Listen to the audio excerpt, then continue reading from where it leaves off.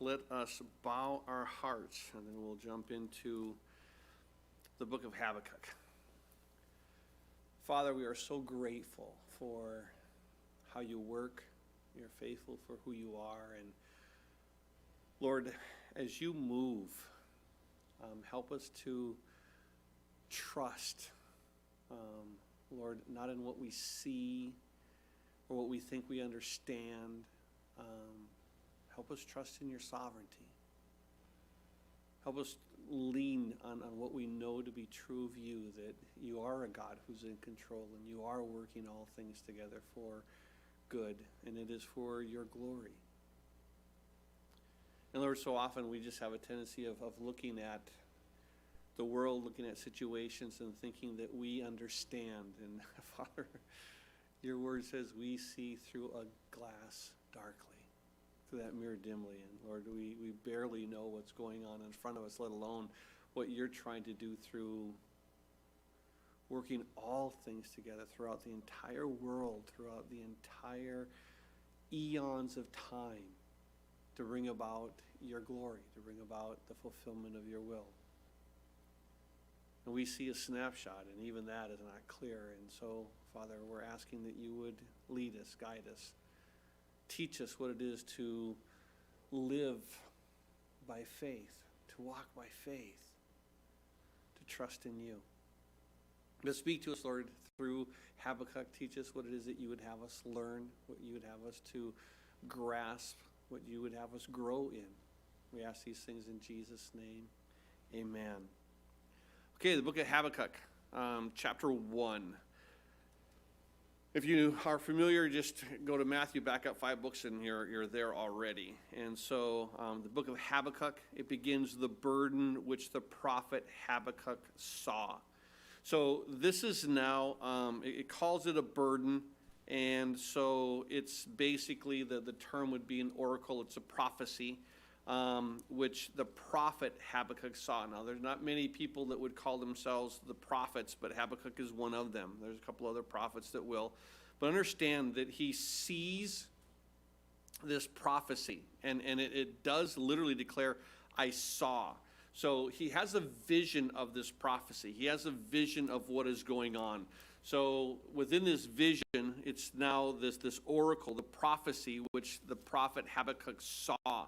In Habakkuk 2, verse 2, he'll make this statement, write the vision. This thing that you saw, I want you to write it. I want you to make it plain on tablets. So what we're seeing here is a vision. And so as Habakkuk is being instructed by the Lord, that he has this vision of this dialogue. He has a vision where he's in this vision with these emotions and these feelings. This is not necessarily something that Habakkuk has done, but a vision in which he received. And so this is the burden, this is the vision, this is the prophecy, the oracle that Habakkuk saw. Now, Habakkuk, his name means cling. It's a unique term. Some say that his name in cling means that he embraces, he would hug, he would hold. Others say that the term cling means that he wrestles. He's not clinging to embrace, but he's clinging to wrestle. So I don't know which one it is. All I know is his name means cling, and so he's one who simply is clinging to the Lord. And that's going to be key to what this book is trying to teach us and what God is going to reveal to Habakkuk. In verse 2, he makes this statement, O Lord, how long shall I cry, and you will not hear? Even cry out to you violence, and you will not save. Why do you show me iniquity and cause me to see trouble? For plundering and violence are before me. There is strife and contention arises before. Therefore the law is powerless, and justice never goes forth. For the wicked man surround the righteous. Therefore perverse judgment proceeds. Isaiah is in this first part where, if you want an outline for what the book is, these 3 chapters, in the first 4 verses, he's pondering, he's wondering what in the world is going on. And so he's wondering, how long is Judah going to continue to be in sin? How long is Judah going to continue to where, you cry out violence, and we see here there's plundering and violence to the poor. And he says, how long will Judah continue to sin? And when are you ever going to deal with Judah and their sin? So he's wondering. The first part of the question and the first part of this chapter is him just wondering. Well, once we get into verses 5 through 11, he's now going to say, this is how I'm going to deal with Judah. And as he goes and he says, listen, now you may not understand this, you may not grasp this, but the way that I'm going to deal with Judah is I'm going to bring Babylon, and Babylon is going to be that instrument that I'm going to use to discipline Judah. And as soon as God tells him that it's going to be Babylon is going to be his instrument, then Habakkuk begins in verses 12 through 17 to say, wait a second, God, this does not make sense at all. I mean, at first I couldn't understand why you weren't dealing with Judah, but now you're saying you're going to use Babylon to deal with Judah? Isn't Babylon far worse than what Judah ever could be? Why would you use this nation that's so wicked to discipline your people? And so he can't grasp that. So his second question that comes up there in verses 12 through 17 is actually a more difficult thing for him to wrap his brain around than the first question. So we see him kind of weighing out these two people, Judah and Babylon. And so Habakkuk is saying, what in the world is going on? And once we get into chapter 2, what he does is this. He says he's going to start a watch. He's going to wait. And there in the very first verse, we kind of see of chapter 2 where he says, I'm going to stand my watch. I'm going to watch and see what he's going to say to me. So he says, I'm just going to sit and I'm going to wait. I don't understand what's happening, but I'm going to wait on you. And so that what you tell me, then I'll be able to understand. So then in verses 2 through 4, we see that it shifts now from him waiting or watching to the word coming to God, where God says, listen, write the vision, make it plain, and I want you to take down this word, declare my word, which I've shown you through this vision, so that others can go and they can begin to grasp it. And then, of course, he deals with the key to the entire book in chapter 2, verse 4, where it talks about the just shall live by his faith. And then he moves now from that point after he says, okay, here's my word. I want you to write it down. Don't worry about Babylon. Even though you can't quite see it now, my timeline isn't going to be according to your timeline. You're seeing me about to use Babylon to deal with Judah. But what I'm going to do is this. Eventually, I'm going to deal with Babylon. You may not be around when I do it, but I am going to do it. My ways are not your ways. I'm going to deal with them. And so in chapter 2, verses 5 through 20, he gives these 5 woes that he's going to bring upon Babylon. And so you have these 5 woes, and we'll look at that. And then lastly, when we deal with the last section, is going to be in chapter 3, verses 1 through 19, this prayer, this poem, this worship that Habakkuk begins when he realizes, okay, God, I don't fully understand what your plan is, but you did say you're sovereign, you are going to deal with them, and although I don't understand all the what-ifs and hows, I'm going to trust you. So this is what's happening here in this book of Habakkuk. Habakkuk has this burden in verse 1 of chapter 1, which the prophet Habakkuk saw. He sees a vision. And he asks this question about Judah, and he says, O Lord, how long shall I cry and you not hear, even cry out to you violence, and you will not save? So he's saying, I'm crying out to you. And he says, how long do I need to cry out to you before I see evidences of you being this sovereign God? And isn't it amazing how sometimes when we're going through something and it lasts longer than our minds perceive that it should last, we sometimes say, God, are you really in control? Are you really going? How long do I need to cry out? And are you listening? Are you hearing? And that's what he says in verse 2. O Lord, how long shall I cry and you will not hear? And then he says, I even cry out to you. And that term is not just crying, but it's a crying out. It's literally a shrieking. It's almost like a scream that's going on. He says, I'm crying out, I'm shrieking, violence, and yet you're not saving. I still see that the people in Jerusalem, that the rich are oppressing the poor, and they're not turning, and they're not doing what they should be doing. And so I'm curious to what is going on, Lord. And so he's seeing these events just continue, and he's not seeing God move. And I don't know if you ever have that point where you look at the world and you see its injustices, you see things going on, and you wonder, it's like, Lord, are you actually seeing what's going on in the nation? Are you actually seeing what's happening in the nation? It's one of those things where as Christians, sometimes we look to just what has happened in our own nation, and we wonder, God, are you seeing? Are you noting what's going on? You know, when our nation legalized abortion, and so we decided as a nation that we could legally kill our children in the womb, and of course, and it's gone even further and further where they're doing that partial birth abortion. They're taking them partially out, and they're killing them when they're out of the womb, but partially in the womb. And so we're seeing these injustices, and we've been crying out as a church for years, and it's like, okay, Lord, when are you going to move? When are you going to save? And that's what he says to the second part of verse 2, even crying out, violence, and you will not save. When are we going to save all these infants in the womb? What can we do to try to protect that? And he says in verse 3, why do you show me iniquity and cause me to see trouble? For plundering and violence are before me. There's strife and contention arises. Therefore, the law is powerless. He asks this question in verse 3, why do you show me iniquity? Why are you, God, allowing me to be aware of the sin?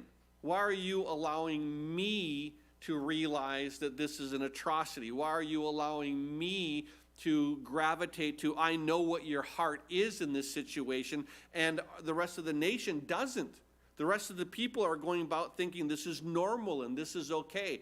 And he asks that question, why do you show me iniquity? Why am I understanding the injustices and everything that's going on, and nobody else seems to be aware of these injustices? And why aren't you dealing with it the way that I would deal with it? So he says, you're showing me this iniquity. I see it. You've allowed me to be aware that it's happening. You've caused me to see trouble, and plundering and violence are before me. I'm aware of what's going on. It's before me. You've made me aware of it. He said there is strife and contention arises. He says what's happening is that the evil themselves are getting more and more from strife to contention. They are getting worse and worse. Therefore, he says in verse 4, the law is powerless. I do not see the law stopping the wicked from doing whatever they want to do. He says the law is powerless and justice never goes forth. It seems like the people who are in power can break whatever laws they want, and I don't see your justice ever coming upon them. What's going on? Why do I see these abominations here? Why do I see the iniquity? Why am I seeing the trouble? Why am I seeing the plundering and violence? And I don't see anyone being disciplined for doing all this wrong. He says justice never goes forth, for the wicked surround the righteous. Therefore, perverse judgment proceeds. He says basically the wicked keep on sinning, and evil triumphs over and over again. It's almost as if where that Psalm of Asaph in Psalm 73, if you're familiar with it, it begins this. He says, truly God is good to Israel, to such as in a pure heart. But as for me, my feet almost stumbled. My steps had nearly slipped, for I was envious of the boastful when I saw the prosperity of the wicked. There's no pangs in their death, and their strength is firm. There's no trouble as other men, nor are they plagued like other men. Therefore, their pride serves as a necklace, and violence covers them like a garment. He says, I'm seeing here the wicked prosper. And I'm struggling with it. Asaph says, as for me, my feet almost stumbled. I slipped. And then he says in verse 17, until I went into the sanctuary of God. And then I understood their end. And he says, I know what happens is right now, I'm thinking that justice should be now, but justice is going to be in your time. Why? God, you're long-suffering. You're merciful. And you're not willing that any should perish. And so you're going through and you're waiting and waiting and waiting for these people to turn until you have given them every opportunity. And once you've exhausted all of your long suffering and all of your mercy and all of your patience, then you're going to finally deal with them. But until then, you're constantly trying to draw them to yourself. But I love how Habakkuk is looking like, you've shown me all these things. I see how wicked it is. I see how the powerful are abusing those that are not in power. They seem to have no laws that are against them. Justice never is meted out. The wicked are surrounding the righteous, and therefore perverse judgment proceeds. The only thing that happens is that the wicked make laws to punish the righteous. And those are the laws that seem to go. In the same way is that they're beginning now, certain states have done it, but they're trying to make these laws in other states where to preach against sin, certain sins that are now considered okay and right in our country, to preach against marriages that are of the same sex is now considered hate speech. And in some states, you can go to prison for that. Yet, if you say that God declares that marriage is between one man and one woman, and you allow the scriptures to define what it is that we believe, all of a sudden that now becomes what? That becomes hate speech. In other words, therefore, perverse judgment proceeds. So this is what happens, that evil is triumphing, that anytime you want to say, well, this is wrong, we should do good, they say, no, you are the one who's in the wrong for judging us for this, and so we're going to judge you because you shouldn't be judging us. Because they say, well, judging is wrong. You shouldn't judge who someone should love. And the issue is, okay, I understand that. We shouldn't judge who they should love, but God has declared who we should marry. And there's a difference in that. So as we look to this, here Habakkuk is struggling because he says, God, you've shown me these things. When are you going to deal with Judah? Why do I see all these things going on? So basically he says, God, when are you going to deal with them? So God answers in verse 5. He says, listen, look, among the nations, and watch, be utterly astounded. He said, oh, you want to know when I'm going to deal with them and how I'm going to deal with them? He says, okay, look among the nations. Now, as he looks among the nations, eventually he's going to go on, he's going to point out the Chaldeans, he's going to point out the Babylonians. But he says in verse 5, look among the nations and watch, be utterly astounded. For I will work a work in your days which you would not believe, though it were told you. He says, listen, I'm going to tell you how I'm going to deal with Israel, but I'll tell you that when I do, you're going to be scratching your yarmulke and thinking, how in the world are you going to do this? Why would you use these people? So God is saying, listen, I am going to deal with Judah, but I'm going to use Babylon. And this is what God is saying to Habakkuk. I have a plan. You're worried about what's going on in Judah. I already have a plan for Judah. And as a matter of fact, I've had a plan from all eternity. So don't worry about it's not happening according to your time. I have a plan, and it's going to happen perfectly according to my will. So he says in verse 5, look among the nations and watch, be utterly astounded, for I will work a work in your days, which you would not believe, though it were told to you. For indeed, I am raising up the Chaldeans. I'm raising up the Babylonians, a bitter and a hasty nation, which marches through the breadth of the earth to possess dwellings that are not theirs. These Babylonians have been conquering and conquering and conquering, and guess what? I'm going to bring them down to Judah. I'm going to bring these mean conquerors, these bitter, nasty nation, he says in verse 6. I'm going to be bringing these people, and they are going to be dealing with Judah. They are going to be my instrument in dealing with my children.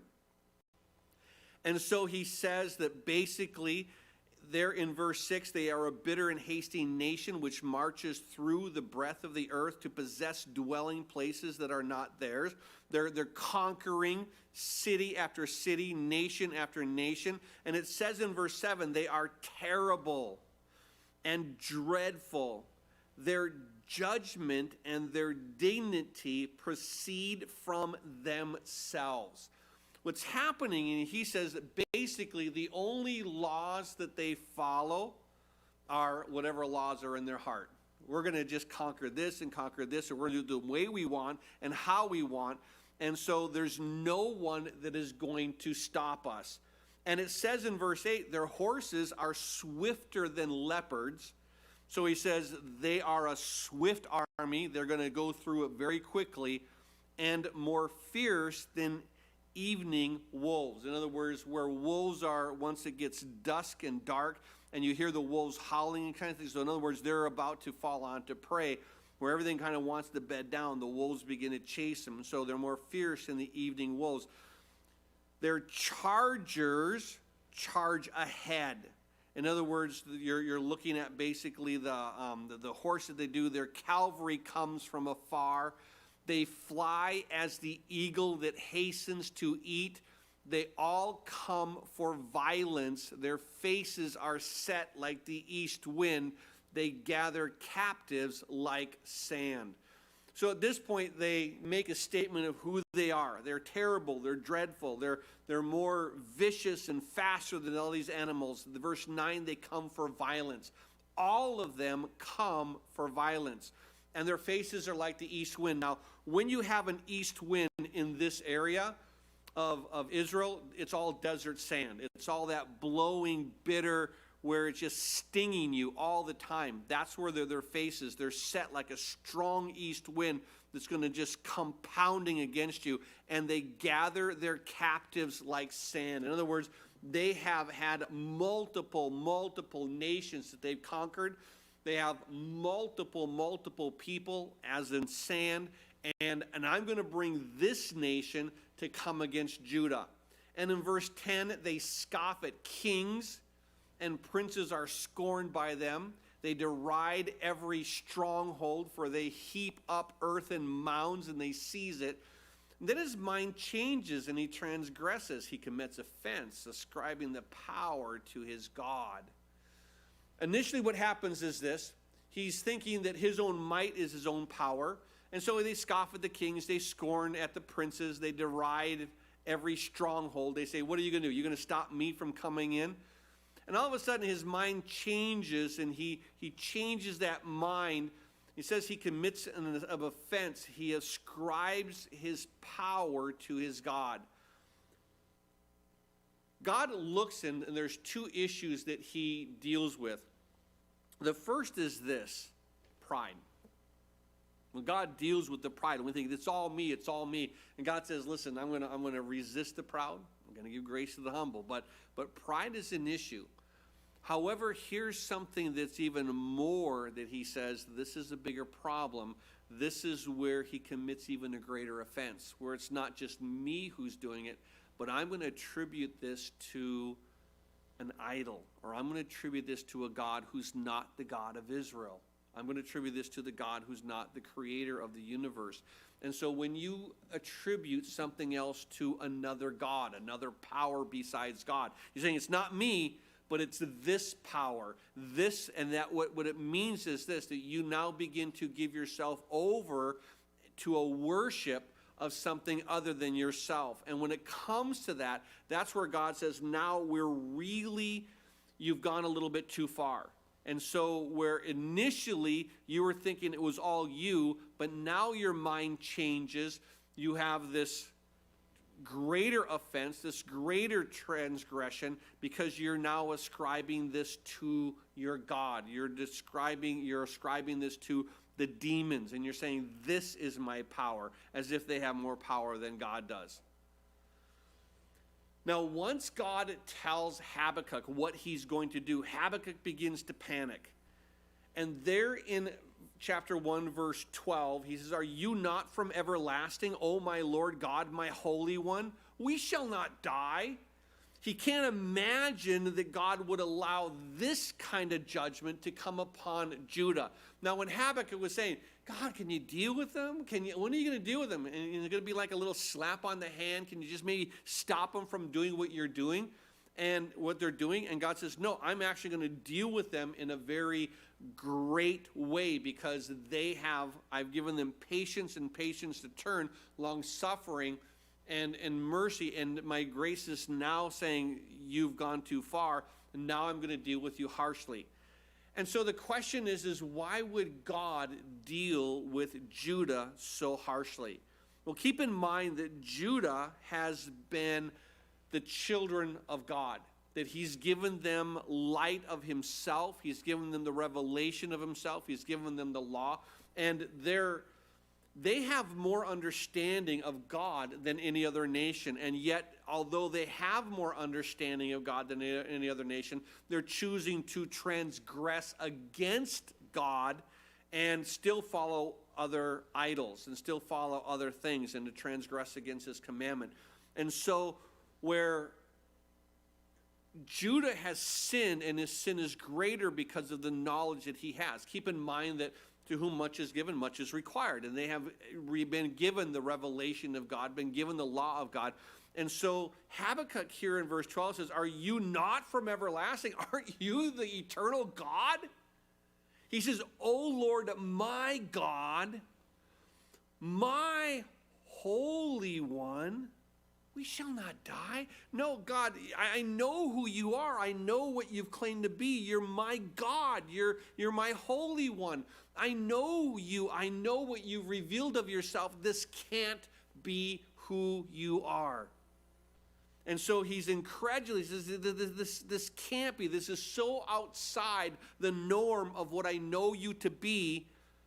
Can you really do that?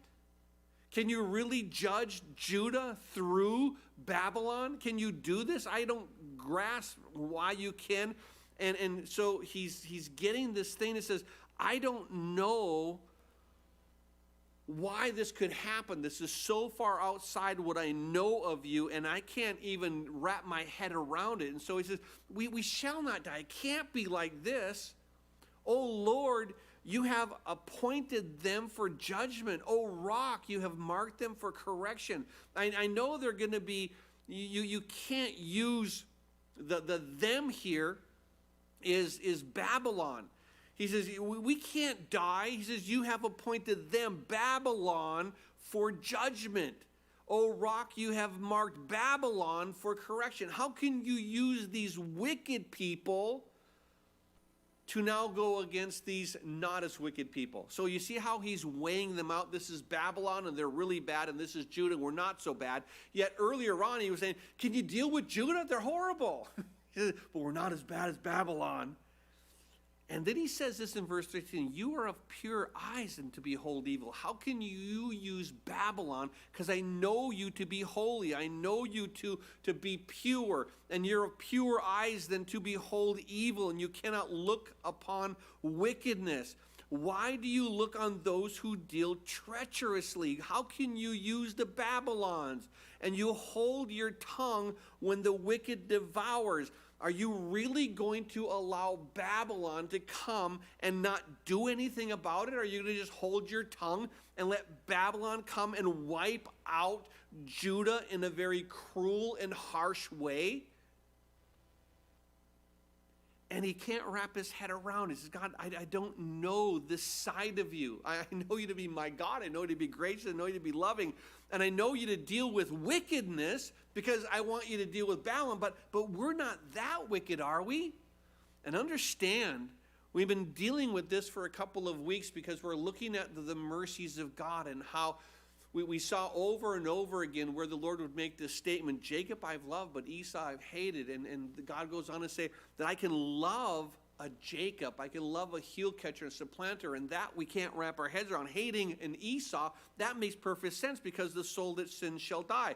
So God can hate the wicked. I know that you're going to hate them. He says, I know that you're going to, as he says, appoint them for judgment, verse 12. You've marked them for correction. This is what you're going to do to Babylon. But are you really going to use them to deal with us, with Judah? A person more righteous than he?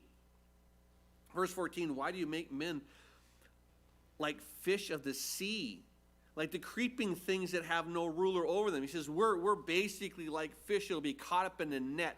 We're like bugs that were being chased on, squashed. Verse 15, they take up all of them with a hook, and they catch them in their net. They gather them in their dragnet. Therefore they rejoice and are glad, and therefore they sacrifice to their net, and they burn incense to their dragnet. What happens is they say that we're going to worship the means and the power by which we conquer the nations. And that's what he says by we're like caught in a net. We're like fish in a net, fish in a dragnet. And what happens is they're going to look at their net, they're going to look at their dragnet, and they're going to sacrifice to the net, burn incense to the dragnet. They're going to look at the sources that they believe gave them power, their idols, and they're going to sacrifice to them because by them their share is sumptuous. What happens is the Babylonians see that, wow, God, they're saying their idols, their false gods have blessed them abundantly. They've made them fat and their food plentiful. So as they're taking from everybody else, so they're gaining incredibly. So, verse 17, shall they therefore empty their net and continue to slay nations without pity? He says, are you going to allow Babylon to continue to do this? They should be judged, and yet you're using them as an instrument to judge Judah. And keep in mind that there are going to be all kinds of times where we as Christians, where we're going to see something happen, maybe to our nation, and we're going to wonder, God, could you really allow this to happen to our nation? Aren't we a nation under God? I think we've stopped being a nation under God for a long time. And so when these things come upon us and we wonder, God, how could you be allowing this? Why would you allow this to happen? Keep in mind, we don't fully understand what God is doing. Now, first he says, could you deal with those that are close to me? Could you deal with Judah? He says, I'll deal with them, but not in the way that you expect, because they're sinning against me, and they're sinning against the light that I've given them, and I'm going to bring Babylon. He says, not Babylon. Babylon is too much of a judgment. Could you really do that to them? And then what are you going to do with Babylon? And so he's trying to wrap his head around God using Babylon, and how could he use Babylon? And that's even a harder question than the first question. How long are you going to allow Judah to sin? Well, I love what he answers here in chapter 2, verse 1. I'll stand my watch, I'll set myself on the rampart, and I will watch and see what he will say to me, and what I'll answer him when I am corrected. Habakkuk goes and he says, listen, Lord, I don't understand what you're going to do, but this is what I'm going to do. I'm going to stand my watch. I'm going to set myself down upon a rampart. I'm going to sit here, and I'm going to be aware of what's happening in front of me. Like I have been. I understand you've made me to see this evil. You've made me to be aware of it, and I'm going to still watch and see what's going on. But I'm not going to judge it according to what I see or what I understand. I'm going to continue to see it. And I'm going to stand my watch. I'm going to set myself on the rampart. But what I'm really doing is, as I'm watching this unfold, I'm not trying to grasp this and the whys and the whats and all the things that I don't understand. What he's going to do is he's going to now step back and look at everything that he can understand. I don't know if you've ever looked at the world, or you've looked at our nation, or you've looked at certain situations in your own life personally, and you wonder, what in the world is going on, Lord? I don't understand. And you're asking God, why is this going on? Why would that go on? Why would our nation have this? And why would that happen? And we don't have those answers. And he says, no, so rather than trying to understand those answers, what I'm going to do is this. In chapter 2, verse 1, I'm going to stand on my watch, set myself on the rampart, and I'll watch to see what he will say to me. What I'm going to do, Lord, is this. I'm going to keep watching. But what I'm really going to watch is I'm going to watch what you say to me. And I'm not going to judge what's happening to Judah, or I'm not going to judge Babylon coming to deal with them. I'm not going to be judging what they're doing or why you're allowing it. But what I'm going to try to do is this. I want you to tell me about me and you. What do you want me to learn through this? What do you want me to learn about you in this? And that's why he said, I'm going to watch to see what he will say to me. I'm waiting for God to answer me about us. Not about what's going on. I don't understand that. And so what I'm going to do is, Lord, with all these things that I don't understand, and I'm going to ask you, what is it about you and me? And even if it's not what I expect, what I'm going to do is I'm going to trust what you're doing in me. Because I'm not going to be living here looking by sight and then looking by saying this should be happening and that should be happening. But what I'm going to do is I'm going to live by faith, but what you're declaring to me. And so chapter 2, verse 1 is huge, saints. It's huge. I'm going to stand my watch. I'm going to set myself on the rampart. I'm still going to be aware of what's going on. But the question I'm asking is I'm going to watch and see what you're going to say to me. What do you want me to learn about you through this? What do you want me to learn? I want you to speak to me, and what I'm going to answer you when I'm corrected, because apparently I don't understand. Remember back in chapter 1, verse 12, where he said, we shall not die. I can't grasp the fact that you're going to allow us to be punished by the Babylons.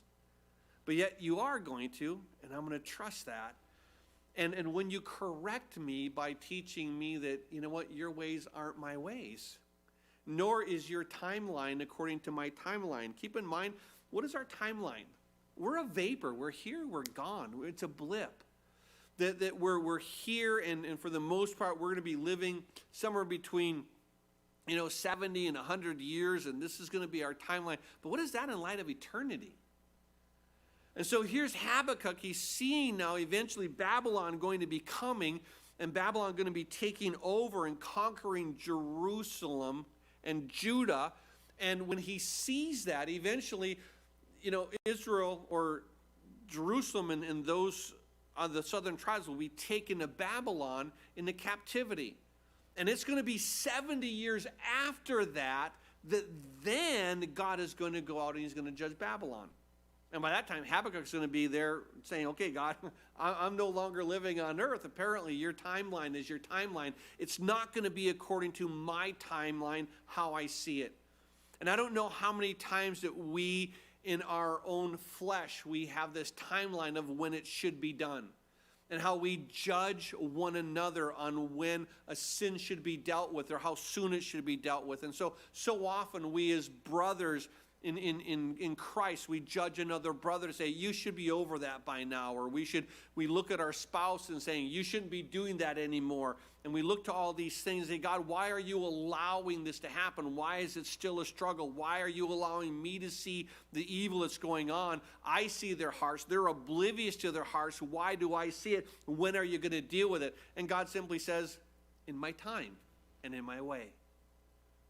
And if my time and my way aren't your time and your way, then trust me, and you live a life not of trying to get me to move according to what you think I should be doing. What you need to do is be living a life to say, what do you need to speak to me about what my heart is? What are these instances bringing up in my heart? What is it showing me about me? And what do you want to say to me? And then when you do this, I'm going to watch and see what he will say to me and what I'll answer when I'm corrected. And I'll simply say, God, you're right. I mean, that's the bottom line, right? He's right. Think about this. When one of these days we're going to be in heaven.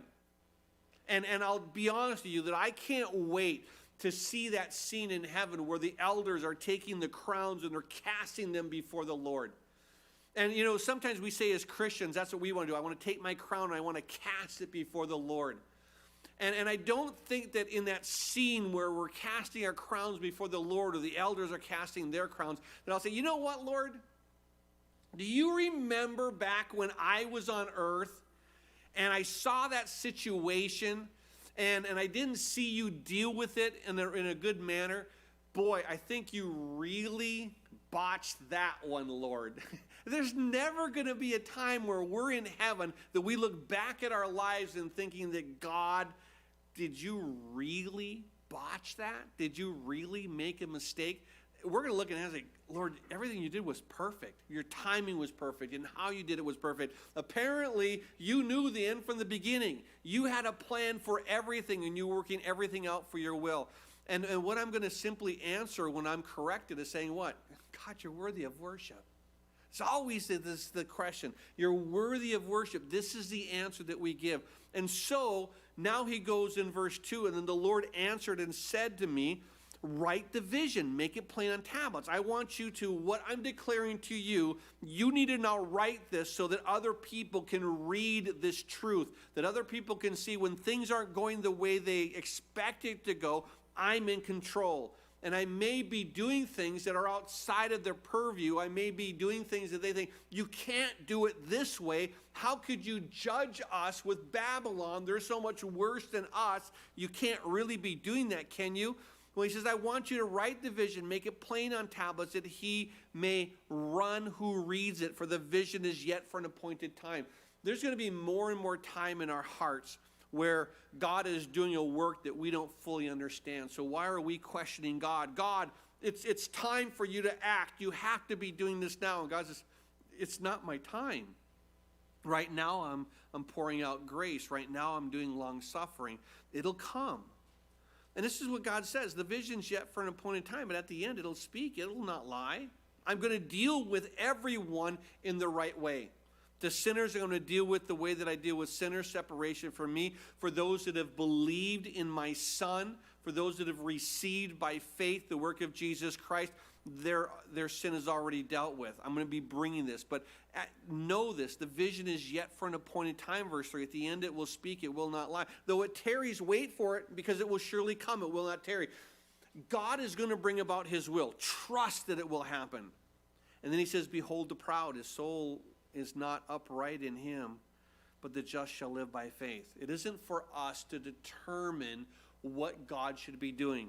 The just shall live by his faith. The just is going to be living by, Lord, what your word declares to me, what your spirit is guiding me, this is what I want to do. This is where I'm going to be.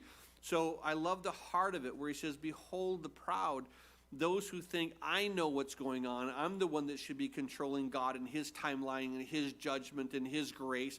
His soul is not upright in him. He's not doing it the way that God is doing it. His soul is proud. God's going to resist him. But the just shall live by his faith. There's been 3 times in the New Testament that this portion of Habakkuk is quoted. It's quoted in Romans 1:17, where Paul begins to do this great dialogue, or in a sense express on what the just are. The just shall live by faith. In Galatians 3 verse 11, he goes on and explains this again, but not the just. He doesn't open up and expand on the just, but he talks about the just shall live. He talks about how we shall live.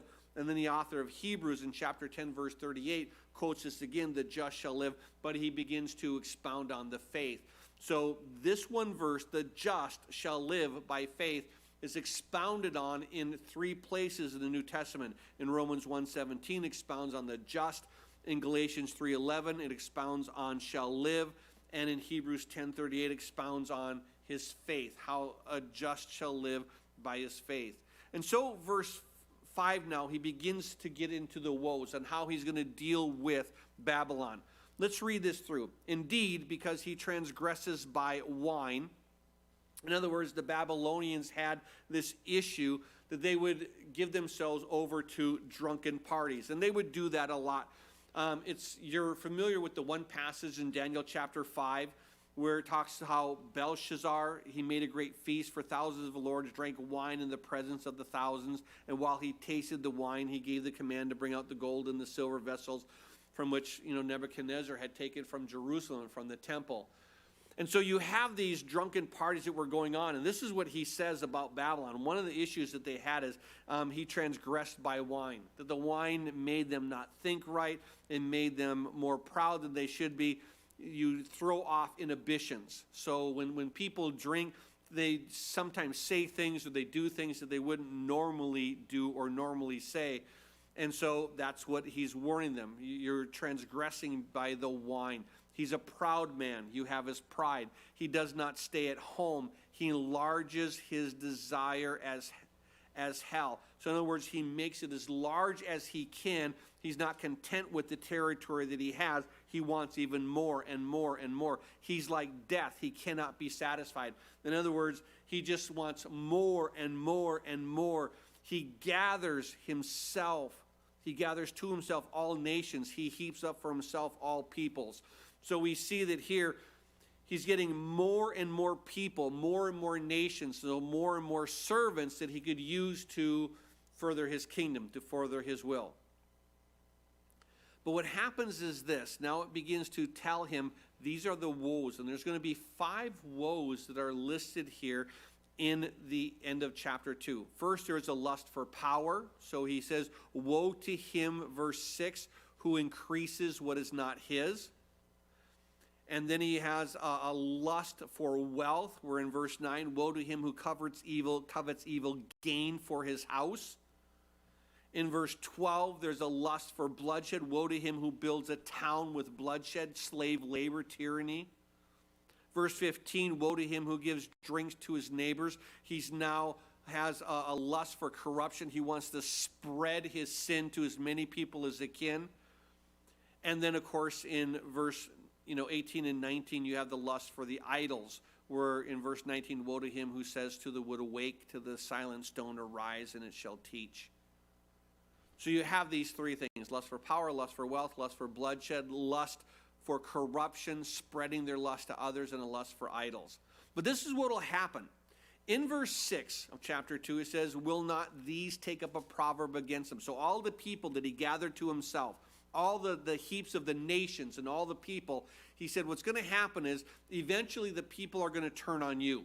You're going to have so many people, you're going to spread your kingdom so far and so thin that eventually when I attack you, they're not going to stick up for you. They're going to now taunt you. And that's what he says in verse 6. Will not all these take up a proverb against him? So the people that he has conquered are going to ridicule him, and a taunting ridicule against him and say. So now these people that he has conquered, they're going to be saying to him these 5 woes. Woe to him who increases what is not his. In other words, a lust for power. And to him who loads himself with many pledges. In other words, spreading your kingdom as far as you can. Will not your creditors rise up suddenly? So in other words, when you've conquered a nation and you say, listen, I'm going to allow you to be here, but you have to pay us tributes. So that's what it's talking about. Will not your creditors, the ones that you conquered that are paying you tributes, aren't these now going to rebel against you? Will not your creditors, those that are paying you tributes, rise up suddenly? Will they not awaken who oppress you?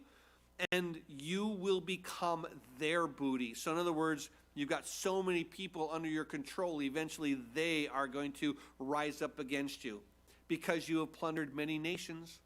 In other words, the whole reaping and sowing and reaping. And the remnant of the people shall plunder you because of men's blood and the violence of the land of the city and all who dwell in it. So we see the first is all the greed, and of course it's going to come back and haunt you. You're trying to get too many people, too many things. But then he says, now woe to him who covets evil gain for his house.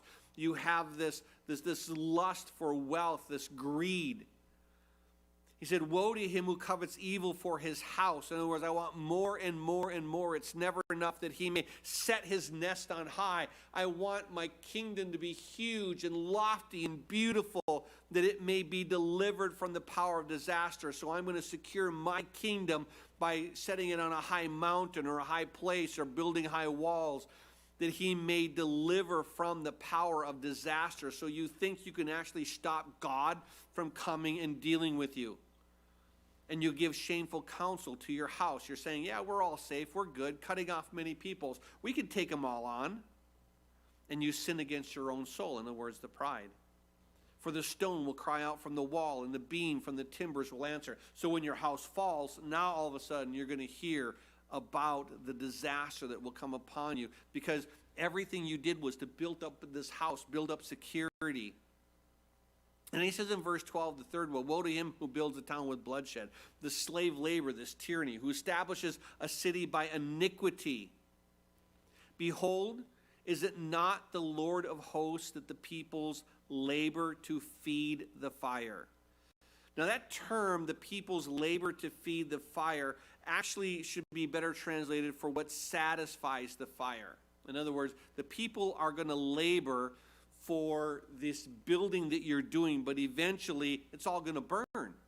So they're laboring to build up this huge place for you, and you're doing it with bloodshed. You're doing it like the pharaohs did with the Hebrew slaves. And so they're doing it, but eventually it's all going to be destroyed. So you're causing this bloodshed, the tyranny of the slave labor, to build up this town. You don't care who dies in the building of your cities, but eventually it's all going to burn. And so he says in verse 13, behold, is it not the Lord of hosts? God is going to come, and the peoples labor to feed the fire, and the nations weary themselves in vain, for the earth will be filled with the knowledge of the glory of the Lord. So no matter what you try to do to boast in your power and your God's power, eventually you will be destroyed, and people are going to know the Lord. And so, verse 14, the earth will be filled with the knowledge of the glory of the Lord as the waters cover the sea. God's name is going to go out. And now, verse 15, the fourth woe, we see this. Woe to him who gives drink to his neighbor, pressing him to your bottle. In other words, you want to corrupt as many other people as you can. So one, it's not just enough for you to go into sin, but now you have to lead others into sin. And I think this is a very dangerous thing, that in our nation we're seeing it more and more, where these alternative lifestyles, it's not just that someone has an alternative lifestyle where they identify as this or they identify as that, and not what they were born as, but what they want to be. And what happens is this, when someone is not with them, they're saying that we are the one who are in the wrong, that we are the one who are prejudiced, that we are the ones who are in error, because they should be able to be whoever they want to be. And it's not just enough for us to say, then you can be what you want to be, but what are they trying to do? They're trying to now put everybody else in that category. So it's not just enough. I was reading an article of a young boy who identified with himself as a girl, and it was down in Illinois. And what happened was this, is they were saying, the school said, okay, well, if you identify as a girl, what we'll do is we'll give you your own locker room, and hopefully that'll work. And they went to court, and the lawyer went to the judge and says, if you put this person, the girl, who was a boy, in their own locker room and their own change room, if you build that for them, they're going to feel out of place. They're going to feel awkward. And so it was literally court ordered that this boy change in the girls' locker room. And the girls have no say in it, because now all of a sudden you're the one who's the bigot. You're the one who doesn't understand. You're the ones who not woke. So it's not just enough to do it themselves, but now they're trying to push it to everybody else. And this is that same mentality here in verse 15. It says, woe to him who gives drink to his neighbor, pressing him to your bottle, even to make him drunk. You want him to share in your sin, that you may look on his nakedness. so that you could say, yeah, I'm not the only one that's like this, so that you could take advantage of them. You are filled with shame instead of glory. You also drink and be exposed as the uncircumcised. And the cup of the Lord's right hand will be turned against you. So when he says you're going to be exposed as the uncircumcised, you are going to be identified as one who is not part of the covenant promises of God. So when you do this, you are showing to the world, I'm not part of God's promise. I'm not experiencing God's covenant, where it says the cup of the Lord's right hand will be turned against you. His power will come against you. Utter shame will be on your glory, for the violence done to Lebanon will cover you, the plunder of the beasts which made them afraid, because of men's blood and the violence of the land and the city and of all who dwell on in it. And so we see here, as they seek to spread their sin and push it upon others. So it's not just enough that they drink, but they need to force everybody else to drink. It's not just enough for one person to say, this is who I am, but now we all have to say, this is an okay behavior. We can't have an alternative mind. We can't have an alternative view. There's one view that they're forcing on everyone. They're pressing their bottle against all of us. And then in verse 18, the last of the woes, of course, is the idols. What profit is the image that its maker should carve it? The mold image, a teacher of lies, that the maker of its mold should trust in it to make mute idols. Woe to him who says to wood, awake, and to the silent stone, arise, and it shall teach. Behold, it is overlaid with gold and silver, and yet in it there is no breath at all. Within these, he simply asked the question in verse 18, what profit is the image? What profit? That its maker should carve it. So when a person makes an idol, what is it going to benefit? Now, basically, it says here, this molded image is a teacher of lies. Why? Because if you think this image that you cut from a tree, and with one half you burned in the fire, with one half you baked some bread, with other, you did this, and then with this other half, well, you made an idol out of it. So are you sure you made the idol out of the right half? Maybe you burned the idol part that really had power to make your bread, and maybe you're using this dead part. He says it's a teacher of lies. You think this thing that you are creating with your own hands, moving it on carts, actually has some form of power. Scripture speaks over and over and over of idols. I just want to share two passages with you. Just jot them down and you can look at these on your own. But in Psalm 115, verses 4 through 8, and Isaiah 44, verses 9 through 17, it really deals with how these idols are nothing. They don't see, they don't smell, they don't speak, and eventually everyone who makes them become like them. And so he says it's a teacher of lies. You think it has power, but it doesn't. That the maker of its mold should trust in it.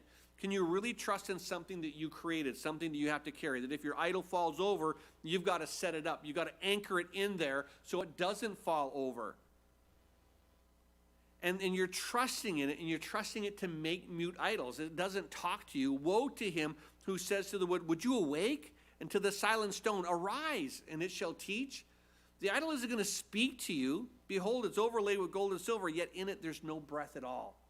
Now that term breath is in the Hebrew ruach. It's the same word that is there. The Spirit was there over the darkness, over the waters. And it means breath, it means wind, it means spirit. And in this idol, there's no life at all. There's no breath at all that it should speak. Verse 20, he now compares the idol to the Lord.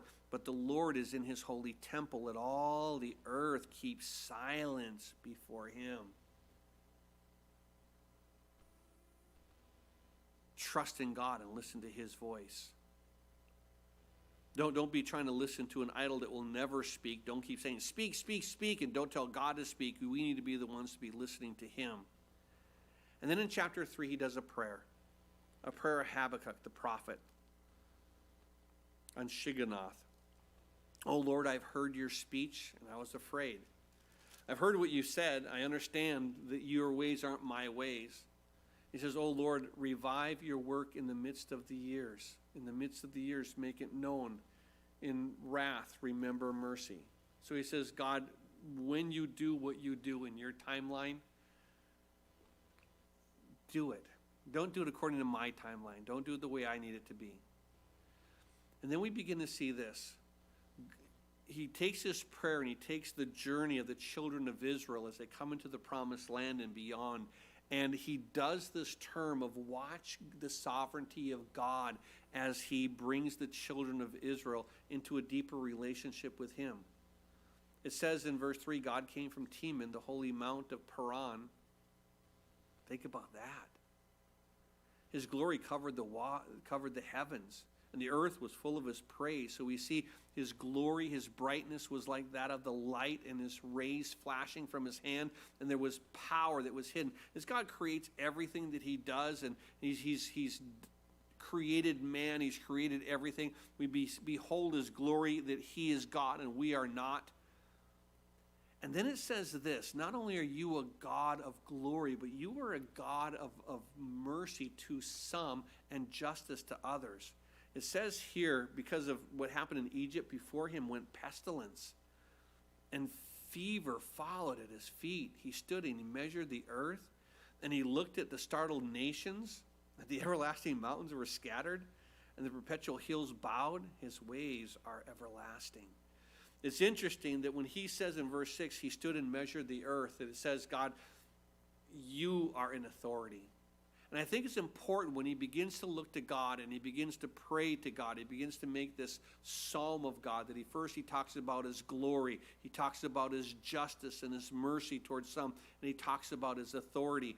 And that's why he says at the end of verse 6, his ways are everlasting. I saw the tents of Cushan in affliction, and the curtains of the land of Midian tremble. So as you went and you brought us out of Egypt, this was your work. And, O Lord, verse 8, you were displeased with the rivers.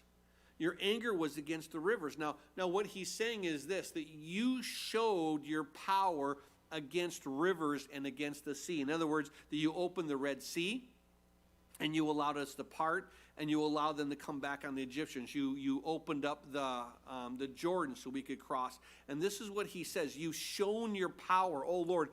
Were you displeased with the rivers? He's asking this question. Were you displeased? Was your anger against the rivers? Was your wrath against the sea? That you rode on your horses, your chariots of salvation? Your bow was made ready. Oaths were sworn over the arrows. Selah. You weren't angry at the seas to smite them and open them up. You were saving us. You were sovereign. And we couldn't understand what you were doing at the time. They were like, what are you doing to the seas? You're using your power to deliver us. One more time. You divided the earth with the rivers. And then in verse 10, the mountains saw you and trembled. The overflowing water passed by. The deep uttered its voice and lifted its hands on high. The sun and the moon here in Joshua's time stood still in their habitation. The light of your arrows, they went. At the light of your arrows, they went to the shining of your glittering spear. You stopped nature itself so the battle could continue, so that you could show your might and you could save your people. Verse 12, you marched through the land in indignation. You trampled the nations in anger. So you're dealing with the Canaanites, the Perizzites, all those that were in the land of Canaan that rejected you. So you marched through the land in indignation. You trampled the nations in anger. You went forth for the salvation of your people, for the salvation with your anointed. You struck the head from the house of the wicked by laying bare the foundation to neck. And so we see here, he says, you're the one who dealt with these people. Now you use us, but here Habakkuk is saying, when all these things happening, pause, think about this. Look at what God did. Verse 14, you thrust through with his own arrows the head of his villages. They came out like a whirlwind to scatter me. Their rejoicing was like feasting on the poor in secret. You walked through the sea with your horses, through the heap of the great waters. And then Habakkuk does this. Verse 16, when I heard, my body trembled. As I've been pondering just how you work and your power and things that we don't understand, but you only did it for good. That much I know. There was nothing you did for an error. You didn't make any mistakes. We didn't understand it during the time. We can look back and kind of grasp some of it. But he says in verse 16, when I heard, my body trembled, my lips quivered at the voice. rottenness entered my bones, and I trembled in myself, that I might rest in the day of trouble. When he comes up to the people, he will invade them with his troops. Though the fig tree may not blossom, nor fruit be on the vines. So in other words, when Babylon comes and it conquers Judah, my body trembled, verse 16, my lips quivered, the voice, rottenness entered my bones, I trembled myself, that I might rest in the day of trouble. When it happens, can I rest in you, Lord? When he comes up to the people, he will invade them with his troops. I know you're going to bring Babylon now. And though the fig tree may not blossom, though we don't have that, there aren't any fruit on the vines, though the labor of the olive may fail, and the field yields no food, though the flock may be cut off from the fold, and there be no herd in the stalls, though Babylon absolutely consumes everything. And I was asking you earlier, we can't die. We can't die. Though Babylon absolutely consumes everything. Let me read verse 17 again. Though the fig tree may not blossom, they've taken all the fruit and they destroyed the trees, nor fruit beyond the vines. They destroyed the vineyards. Though the labor of the olives may fail, they destroy the olive tree. Though the fields yield no food, they destroyed all the crops. Though the flock may be cut off from the fold, there be no herd in the stalls. You've taken everything, all the food, all the animals. Verse 18, yet I will rejoice in the Lord. I will joy in the God of my salvation. I'm not going to look to what I see. I'm going to look to what I know. Because my eyes lie. My eyes lie, and my eyes go to my heart and say, you can't do this, Lord, you can't do that, this is wrong. And when we get to heaven, they'll never say, God, this was wrong. I look to you and I know that you're right, yet I will rejoice in the Lord. I will joy in the God of my salvation. The Lord God is my strength. He will make my feet like the deer's feet, and he will make me walk on high hills. In other words, like those little tiny, if you've ever seen mountain goats, literally they have tiny little crevices that their hooves hang on to, and you wonder how can they're standing on a ledge, on a sheer cliff, like can you even hold on? He says, that's what, there's going to be the slightest thing, and I'm not going to fall. No matter how big the cliff is, I'm not going to fall. You're going to hold me up. You're going to make me walk on the high hills. And then he says this, the chief musician with string instruments. In a sense, not only is Habakkuk a prophet, as he says, but here we begin to see that he's probably also a priest. In the same way it says he can give authority to the chief musician with a stringed instrument. These are the things that David would say when he says, I want these to go to the priest of Levi who are going to be leading the congregation in song. And so he says that this here, we can actually turn this into a song, make this into a place of worship. And so may it ever be that God draws us to, Lord, what is in your heart? Help us not to look at the world and say, God, are you paying attention? Do you know what's going on? Help us to not question all these things that we don't know, but help us, Lord, question what we do, that you are good. And you have a plan, and you're working all things out according to what you know to be true. And it's according to your timeline, which isn't mine. But when your timeline does come to pass, you are going to deal with it, and it is going to be absolutely right the way that you deal with it. And I'm going to trust you, and I'm going to rejoice in you. I'm going to joy in you.